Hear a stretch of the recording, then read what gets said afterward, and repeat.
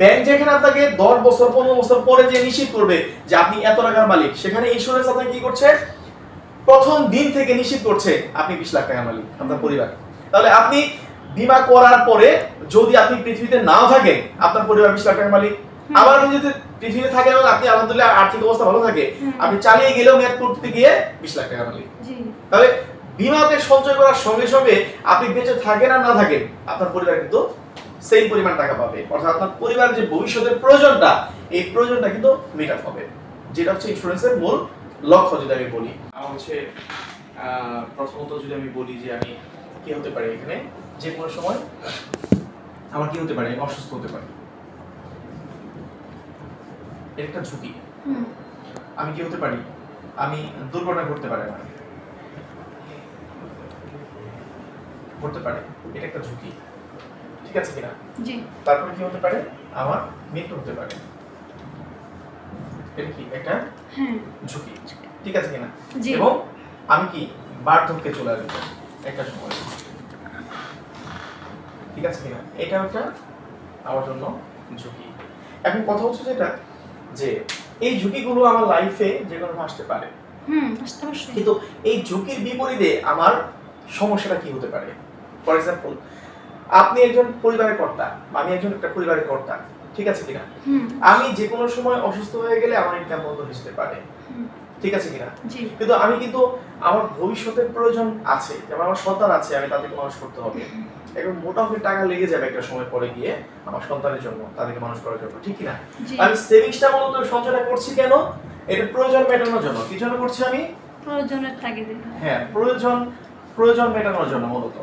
এখন দেখেন এই প্রয়োজনটা আমার আসবে একটা সময় পরে গিয়ে, হতে পারে সেটা 10 ইয়ার্স পরে অথবা 15 ইয়ার্স পরে, আমার এই ঝুঁকিটা আমার লাইফে বা প্রয়োজনটা আমার লাইফে আসবে আমার সন্তানের জন্য, ঠিক আছে? এখন ধরেন এইখানে যে কোনো একটা ধরনের ঘটনা যদি ঘটে, কি হতে পারে, আমার এই সেভিংসটা বন্ধ হয়ে যেতে পারে। কি হতে পারে, একই সাথে এটার সাথে আরেকটা প্রয়োজন আছে, সেটা হলো টাকার প্রয়োজন হয়। কি হয়? টাকার প্রয়োজন হয়। তাহলেও আপনার কি হতে পারে, এই সেভিংস যেটা আছে, বীমার যে সঞ্চয়টা, এটা বন্ধ হয়ে যেতে পারে, নষ্ট হয়ে যেতে পারে। এখন ধরেন আমার লাইফে কি হতে পারে, আমি যে কোনো সময় আমার চাকরি চলে যেতে পারে। কি হতে পারে, চাকরি চলে যেতে পারে, ইনকাম কমে যেতে পারে, খরচ বেড়ে যেতে পারে, ঠিক আছে কিনা? আমি বিদেশে চলে আসতে পারি, বা একটা ভালো বিজনেস করে বিজনেসটা লস হয়ে যেতে পারে। এই যে কোনো কারণে আমার সেভিংসটা কম হয়ে যেতে পারে। কিন্তু ইন্স্যুরেন্স সেভিংসটা যদি আপনি করেন, তাহলে সেখানে কি হবে, আমরা 15 ইয়ার্স এর একটা পলিসি করাই। কত টাকা, কত বছরের? 15 বছরে, কিন্তু সেখানে মাত্র 5 বছর আমাদেরকে পে করতে হয়, আর 10 বছর সময়টা কোম্পানির দেয়া এসবি থেকে চলে, যে সময়টাকে চালাতে হয় না। তাহলে আপনার যদি মাঝখানে কোনো প্রবলেম হয়ে যায়, আর্থিক সংকট দেখা দেয়, তাহলে কিন্তু আপনার বীমাটা 5 বছর পর থেকে সেফ, অর্থাৎ বন্ধ হবে না আপনার এই সেভিংসটা, আপনি প্রিমিয়াম না দেওয়ার পরেও, ঠিক আছে কিনা? কারণ সিস্টেমটা এভাবেই করা আছে, এটা প্রথম কথা। অপর দিকে যদি অসুস্থ হয়ে যায় কোনো কারণে, সেখানে আমার কি হতে পারে, আমার সেভিংস বন্ধ হয়ে যেতে পারে। কারণ আমি অসুস্থ হয়ে গেলে আমার তো ট্রিটমেন্টের জন্য খরচ লাগবে উল্টো, আমি কিভাবে এই টাকা ম্যানেজ করব? সো সেই সময় কি হতে পারে, আমি আর্থিক অবস্থা খারাপ হয়ে যেতে পারে এইটার কারণে। একই সাথে শুধু আপনার চাকরি ব্যবসার কারণেই বন্ধ হয়ে যেতে পারে বা খারাপ হয়ে যেতে পারে এমন না, আপনি অসুস্থ হওয়ার কারণে কি হতে পারে, সেক্ষেত্রেও খারাপ হয়ে যেতে পারে।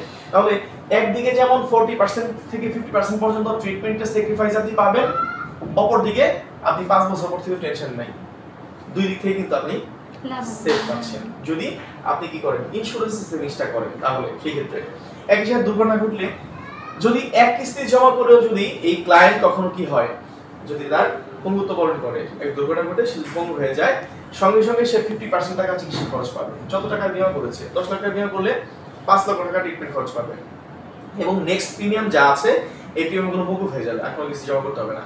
আবার মেয়াদ শেষে গিয়ে বাকি যে 50% টাকা তার সাম ইস্যুটা আছে, এই 50% প্লাস লভ্যাংশ সহকারে সে একত্রিত টাকা ফেরত পাবে।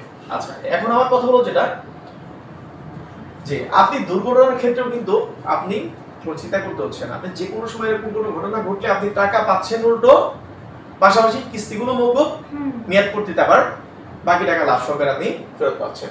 এবং মৃত্যু হলে দেখেন, আপনি খেয়াল করে দেখেন, ব্যাংকে একটা ডিপিএস করেছেন 10,000 টাকা, 10 বছর 15 বছর মেয়াদে করেছেন, আপনার মেয়াদ পূর্তিতে গিয়ে ব্যাংক আপনাকে বলবে আপনি এত টাকা মালিক।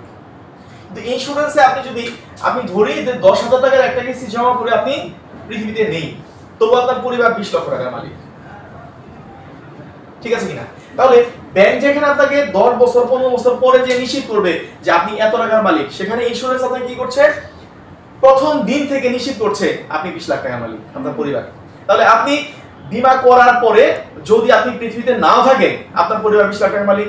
আবার আপনি যদি পৃথিবীতে থাকেন এবং আপনি আলহামদুলিল্লাহ আর্থিক অবস্থা ভালো থাকে, আপনি চালিয়ে গেলেও মেয়াদ করতে গিয়ে 20 লাখ টাকার মালিক। তাহলে বীমাতে সঞ্চয় করার সঙ্গে সঙ্গে আপনি বেঁচে থাকেন আর না থাকেন, আপনার পরিবার কিন্তু সেই পরিমাণ টাকা পাবে। অর্থাৎ আপনার পরিবারের যে ভবিষ্যতের প্রয়োজনটা, এই প্রয়োজনটা কিন্তু মেটাতে হবে, যেটা হচ্ছে ইন্স্যুরেন্সের মূল লক্ষ্য যদি আমি বলি। একই সাথে আপনি বার্ধক্যে যখন চলে আসবেন, আপনি যখন আয় করতে পারবেন না, এই বৃদ্ধ বয়সের যে সম্বলটা, আমরা এই যে সিস্টেমে যে টাকা সঞ্চয় আপনাকে করে দিচ্ছি এবং প্রফিট আকারে যে টাকা সহ আপনাকে দিচ্ছি, এই টাকাটা কিন্তু আপনার বার্ধক্যের সম্বল হয়ে দাঁড়াবে। আপনার সন্তান আপনার পাশে না দাঁড়াতে পারে, আপনার ভাই বন্ধু বা অন্যান্য আত্মীয়স্বজন আপনার পাশে না দাঁড়াতে পারে, কিন্তু আপনার এই সেভিংসটা কিন্তু আপনার পাশে একটা কি হবে, সম্বল হয়ে দাঁড়াবে। বুঝতে পেরেছেন কিনা? এই হলো আমাদের লাইফের ঝুঁকি সার্কেলটা, বেসিক্যালি রিস্ক সার্কেল যেটা আমি বলি। এই রিস্ক ফ্যাক্টরগুলোকে আপনার মিনিমাইজ করার জন্যই আমাদের ইন্স্যুরেন্সের সেভিংসটা করা দরকার। আপনি যদি এরকম যে কোনো ঘটনা যদি ঘটে, তাহলে আপনার ব্যাংক ডিপিএস চলবে না, বাট ইন্স্যুরেন্সে যদি আপনি এই সেভিংসটা করেন, তাহলে আপনার সেভিংসটা নিরাপদ থাকবে, পাশাপাশি আপনার আর্থিক ভাবে আপনি সহযোগিতা পাবেন। এটা হলো ইন্স্যুরেন্স ফ্যাক্টর। বুঝতে পেরেছেন কিনা? তাহলে আমি কি বলতে পারি না যে মানুষের যে কোনো দুর্দিনে দুঃসময়ের বন্ধু বা সঙ্গী ইন্স্যুরেন্স কর্মীরা? অবশ্যই বলা যায়। তাহলে এটা কি ভালো কাজ নয়? এটা মানবতার কাজ নয়? অবশ্যই। মানুষের দুর্দিনে যারা সহযোগিতা করে, তারা মানবতার সেবা করতেছে। কি বলেন? আমরা যারা বীমা কর্মী আছি, আমরা কিন্তু মানুষের সেবায় নিয়োজিত আছি। আমরা কিন্তু মানুষের সেবায় নিয়োজিত আছি। তাহলে একটা ভালো কাজের সাথে আছি। তাহলে বাকি জীবনটা যদি আমার একটা পেশায় কাজ করার মাধ্যমে যদি মানুষের পাশে থেকে সারাটা জীবন আমি কি করতে পারি, পার করতে পারি, এটা কি উত্তম নয়? অবশ্যই। আমাকে তো কোনো না কোনো পেশায় কাজ করতে হবে, পরিবার চালাতে হবে, কিন্তু সেই পেশা কিন্তু মানুষের উপকারের মাধ্যমে ওই পেশা থেকে আমি যদি আমার পরিবারটাকে ম্যানেজ করতে পারি, ভালো চালাতে পারি, তাহলে কি সেটাকে আরো বেশি অধিকতর উত্তম হয় না? কি বলেন? তো আমরা এই মূলত এই ইন্স্যুরেন্সের এই কাজটার মধ্যে ব্যস্ত আছি আর কি। তো আপনি যদি মনে করেন আপনার লাইফটাকে এরকম একই সাথে আপনি একটা ভালো পেশার সাথে থাকবেন, আপনি নিজেকেও ডেভেলপ করবেন, ক্যারিয়ারে অনেক বড় হবেন, পাশাপাশি মানুষের উপকারের মধ্যে দিয়ে জীবনটা পার করবেন, মানুষের ভালোবাসায় আপনি মৃত্যুবরণ করবেন, ভালোবাসা নিয়ে, তাহলে আপনি বিবাহের স্বপ্নের জন্য উত্তম একটা